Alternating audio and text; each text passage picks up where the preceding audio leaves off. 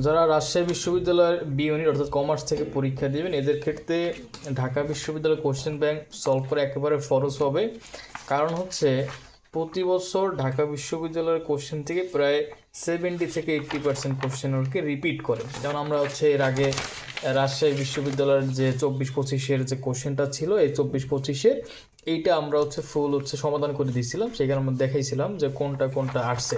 এবং মজার বিষয় হচ্ছে প্রতি বছর রাজশাহী বিশ্ববিদ্যালয়ের আগে ঢাকা বিশ্ববিদ্যালয় পরীক্ষাটা হয়, তখন কি হয় দেখা যায় ঢাকা বিশ্ববিদ্যালয় সেম একেবারে একটা বা দুইটা কোশ্চেন এগুলো হুবহুব একেবারে ওই বছরই রাজশাহী বিশ্ববিদ্যালয় দিয়ে দেয়। যেমন একটা জিনিস দেখাই যে এটা হচ্ছে ঢাকা বিশ্ববিদ্যালয়ের 24-25-এর কোশ্চেন। এখানে 4 নম্বর কোশ্চেনটাও ছিল হচ্ছে নিট বিক্রয় ও মোট মুনাফার পরিমাণ যথাক্রমে 30,000 টাকা ও হচ্ছে 6,000 টাকা হলে ক্রয় মূল্যের উপরে মুনাফার হার চাইছে। এই সেম কোশ্চেনটাই এইটা হচ্ছে রাজশাহী বিশ্ববিদ্যালয়ের 24-25-এর কোশ্চেন। এইটাই হচ্ছে এই 6 নম্বরে এই সেম দিয়ে দিয়েছে যে নিট বিক্রয় ও মোট মুনাফার পরিমাণ যথাক্রমে 30,000 ও 6,000 টাকা, ক্রয় মূল্যের উপরে মুনাফার হার। সো এইভাবে একবার সেম কোশ্চেন দিবে, একটা কোশ্চেন মাস্ট পাবা, এবছরও পাবা। এবং সেক্ষেত্রে আমরা আজকে ঢাকা বিশ্ববিদ্যালয় 25-26 শিক্ষাবর্ষে যে কোশ্চেনটা এসেছে 1 নম্বর কোশ্চেন, এটি আমরা সমাধান করে দিই আজকে।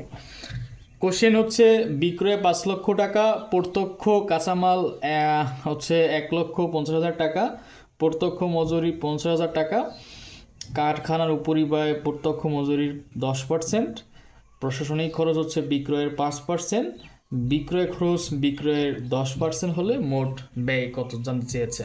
সো আমাদের লাগবে হচ্ছে মোট ব্যয়।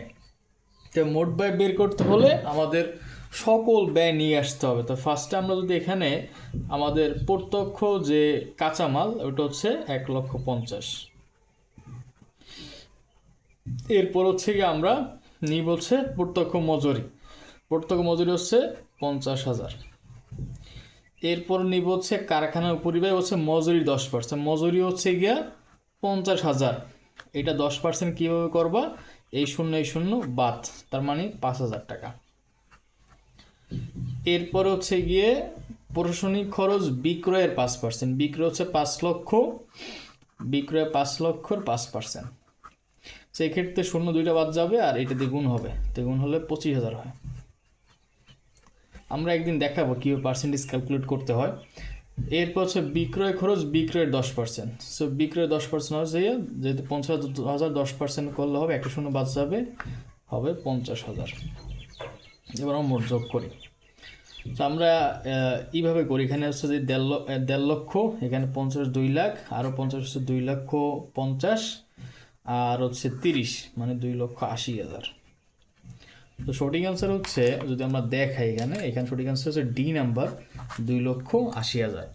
সো তোমরা যদি আরও এরকম ভিডিও পেতে চাও অবশ্যই কমেন্ট সেকশনে জানাবা, আর না হয় আমরা এটা বন্ধ করে দিব।